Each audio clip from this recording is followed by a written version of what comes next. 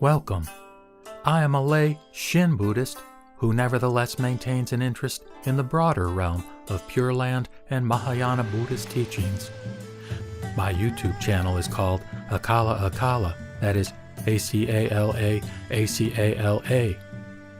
In these podcasts, I make a non-scholarly, humble, and sometimes bumbling attempt to explore a particular topic or question related to the wonderful Buddha Dharma. I hope you find them to be of interest. With that said, let us begin. So, a good friend of mine, my best friend actually, somebody that I went to graduate school with, who was not a Buddhist, asked me who was the audience for whom I was doing these Pure Land Buddhist podcasts. And I would have to say that I am assuming that the folks who are listening to these podcasts have some familiarity with Pure Land Buddhism, perhaps a great deal of familiarity. You may be well aware already that Shinran Shonin in 13th century Japan was the one who, as I've said before, refined Pure Land Buddhism into its ultimate status as a spiritual tradition of pure grace. Shinran, while he was very humble in terms of how he viewed himself, was extremely prolific in the amount that he wrote about his perspective on Pure Land Buddhism, and his masterwork, of course, was the Kyogai Shinsho, or True Teaching, Practice, and Realization of the Pure Land Way.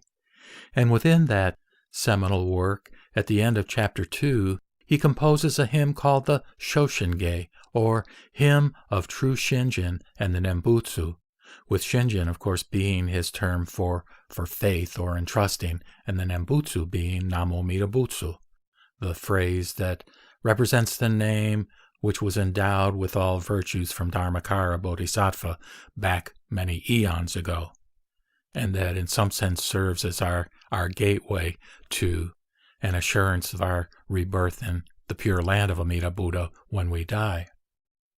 Now, this hymn was also, I believe, more or less replicated in a work by Shinran called Passages on the Pure Land Way.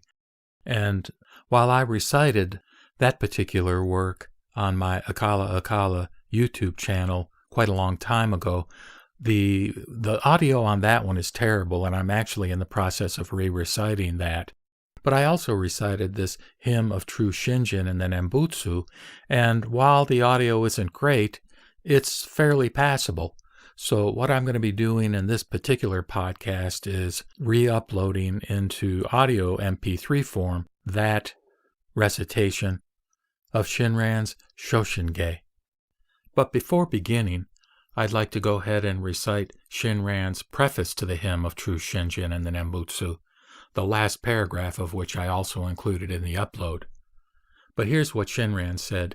I believe it's in section 101 of his chapter on practice in the Kyogai Shinsho. He says, "Generally stated, with regard to the vows, there is true and real practice in Shinjin, and there is practice in Shinjin that are provisional means. The vow on which true and real practice is based is the vow that all Buddhas say the name. The vow on which true and real Shinjin is based is the vow of sincere mind and trust.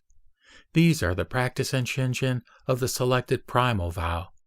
Its practicers are all the good and the evil, the sages of the Mahayana and the Hinayana, and the foolish. Their birth is birth that is inconceivable. The Buddha and land are the fulfilled Buddha and fulfilled land. All of this is none other than the ocean of true reality or suchness, the inconceivable vow. This is the central purport of the larger Sutra of Immeasurable Life, the genuine significance of the true essence of other power." So there's a lot packed in there, and he talks about the vow on which the true and real practice is based on the vow that all Buddhas say the name. That's one of the other of the 48 vows that Dharmakara made, that all the Buddhas in the universe would say the name Namo Amida Butsu and would tout it as an ideal vehicle, if you will, an ideal practice, which is really a non-practice, so that people, foolish people, us, me, would have a easy path toward rebirth in the Pure Land, and ultimately enlightenment, the enlightenment of Buddhahood. And it's always important to recognize and to remember, that's what I tell myself, that birth in the Pure Land is, as Shinran says here, is inconceivable. We can't really understand totally with our thinking mind what this means, how it works. So anyway, take that for what it's worth. And then he goes on and he quotes Tan Luan, who's one of the 7 patriarchs. And within this hymn of true Shinjin and the Nembutsu, one of the things Shinran does is he briefly touches on what the contributions were of the 7 patriarchs. That's important because he wants to frame his doctrine, his interpretation of Pure Land Buddhism within the context of the larger Mahayana tradition. So he says, "Here then, wishing to realize the Buddha's benevolence and to respond in gratitude to his virtue, I turn to Master Tan Luan's commentary, which states, the Bodhisattva takes refuge in the Buddha, just as filial children obey their parents and loyal retainers follow their rulers, with their behavior not self-centered and their acts always according with reason. Since the Bodhisattva is aware of the Buddha's benevolence and responds in gratitude to his virtue, he naturally addresses the Buddha first. Moreover, Vasubandhu's aspiration is not undertaken lightly. How could it ever be fulfilled without the support of the Tathagata's majestic power? Here, Vasubandhu entreats the Tathagata to lend his majestic powers. Hence, he reverently addresses him, saying, 'O world-honored one!' And of course, Vasubandhu is one of the other of the 7 patriarchs. And then finally, the last paragraph in this preface, which I also recite in the piece that I'll be uploading shortly, he says, Shinran does, "Thus, taking refuge in the true words of the great sage," which is Sakyamuni in the context of the larger Sukhavati Sutra, he says, "Thus, taking refuge in the true words of the great sage, and turning to the commentaries of the revered patriarchs, I realize the depth and vastness of the Buddha's benevolence and compose the following hymn." And then comes Hymn of True Shinjin and the Nembutsu, which is in the volumes I have. It's section 102 of the 2nd chapter in the Kyogao Shinsho, the chapter on practice.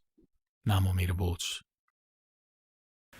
Shinran Shonen's masterwork is entitled The True Teaching, Practice, and Realization of the Pure Land Way, also known as the Kyogao Shinsho.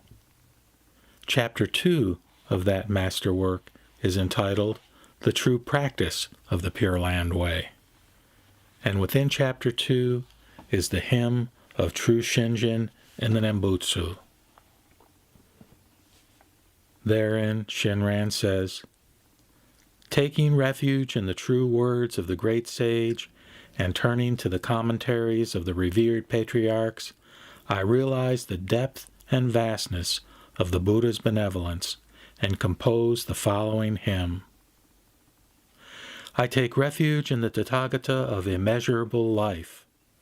I entrust myself to the Buddha of inconceivable light.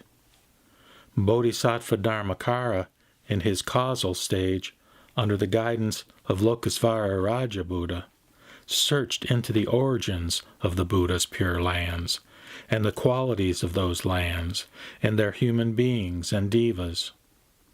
He then established the supreme incomparable vow. He made the great vow rare and all-encompassing. In 5 kalpas of profound thought, he embraced this vow, then resolved again that the name be heard throughout the 10 quarters.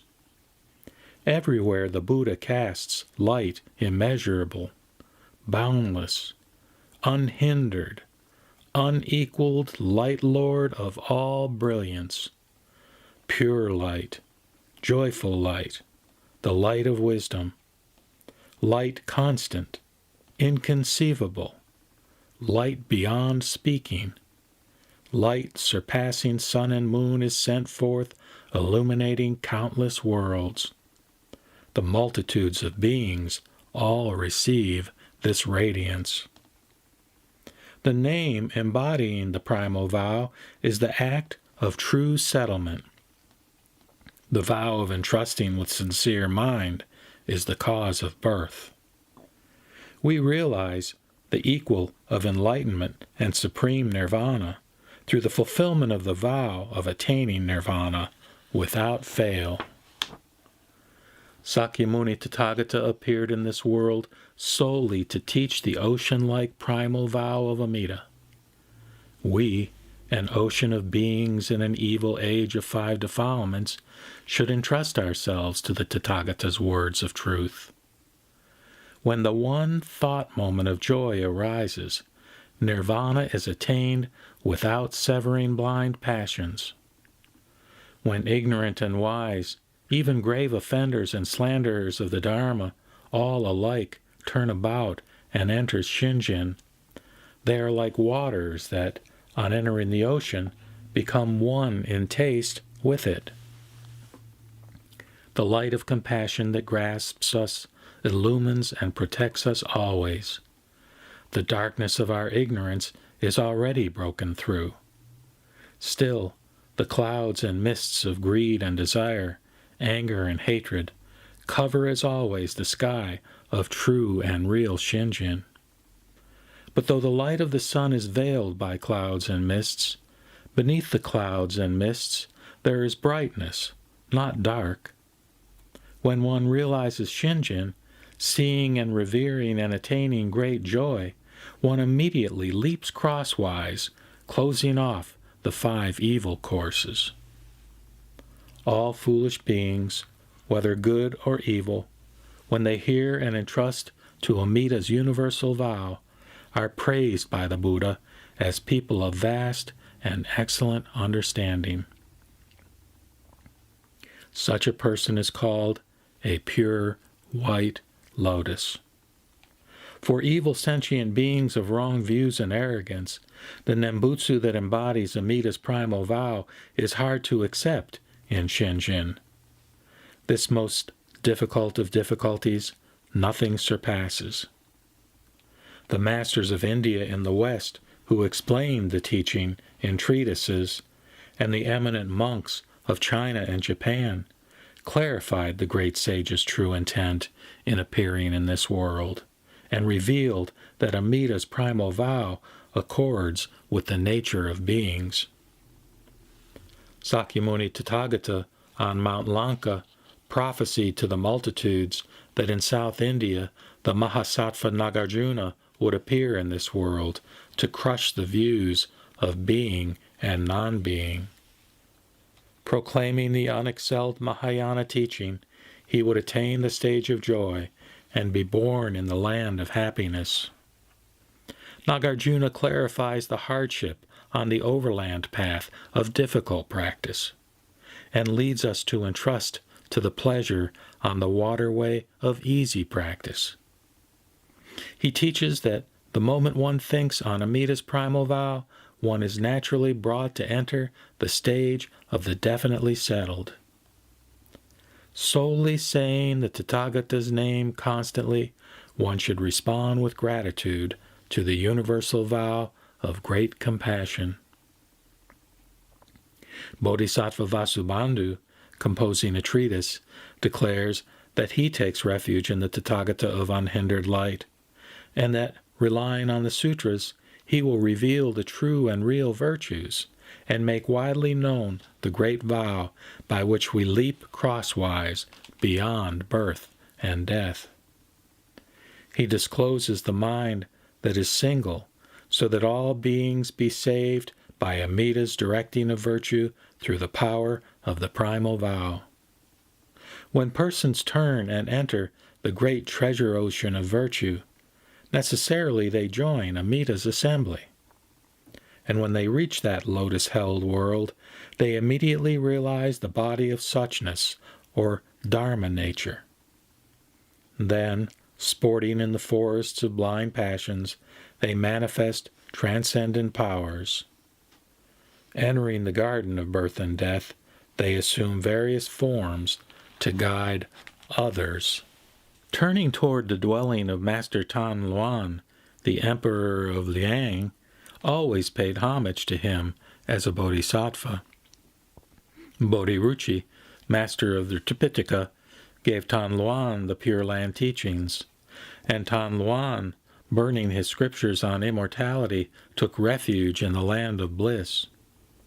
In his commentary on the treatise of Bodhisattva Vasubandhu, he shows that the cause and attainment of birth in the fulfilled land lie in the vow. Our going and returning, directed to us by Amida, come about through other power. The truly decisive cause is Shinjin. When foolish beings of delusion and defilement awaken Shinjin, they realize that birth and death is itself nirvana.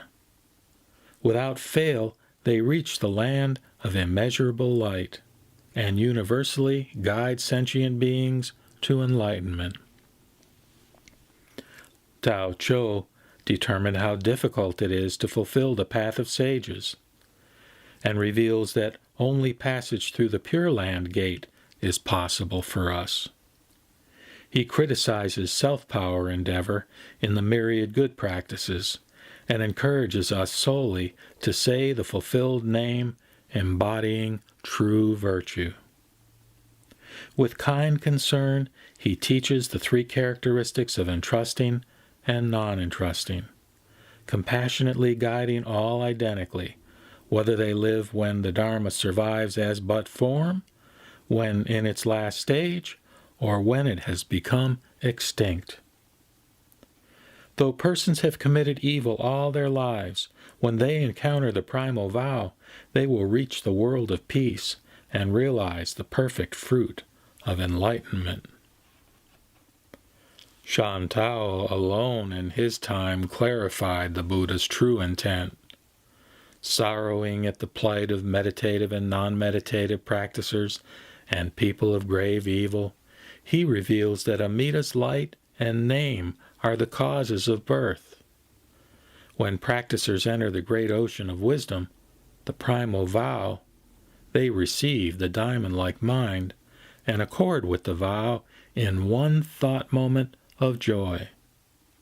Whereupon, equally with Vaidehi, they acquire the threefold insight and are immediately brought to attain the eternal bliss of Dharma nature. Genshin, having broadly elucidated the teachings of Sakyamuni's lifetime, wholeheartedly took refuge in the land of peace, and urges all to do so. Ascertaining that minds devoted to single practice are profound, those to sundry practice shallow, he sets forth truly the difference between the fulfilled land and the transformed land.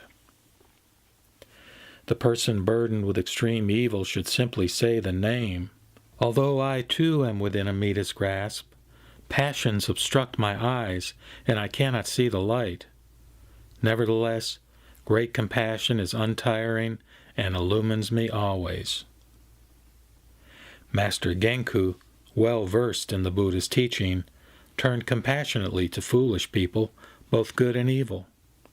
Establishing in this remote land the teaching and realization that are the true essence of the Pure Land way, he transmits the selected primal vow to us of the defiled world. Return to this house of transmigration, of birth and death, is decidedly caused by doubt. Swift entrance into the sea of tranquility, the uncreated, is necessarily brought about by Shinjin. The Mahasattvas and masters who spread the sutras save the countless beings of utter defilement and evil. With the same mind, all people of the present, whether monk or lay, should rely wholly on the teachings of these venerable masters. Here ends the hymn. With that, I will sign off by reciting the Nembutsu, in gratitude for being embraced and accepted just as I am by Amida Buddha, never, never to be abandoned. Namo Amida Butsu, Namo Amida Butsu, Namo Amida Butsu.